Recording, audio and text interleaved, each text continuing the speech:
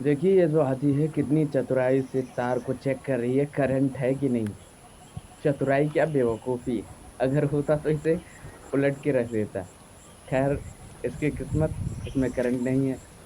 और ये हर एक तार को चेक करेगी, फिर उसके बाद क्या है कि उसे तोड़ के निकलने का प्रयास करेगी। अभी निकलने का प्रयास करेगी नहीं, निकल जाएगी, देखो। ये सेकंड वाला चेक कर लिया उसने ना।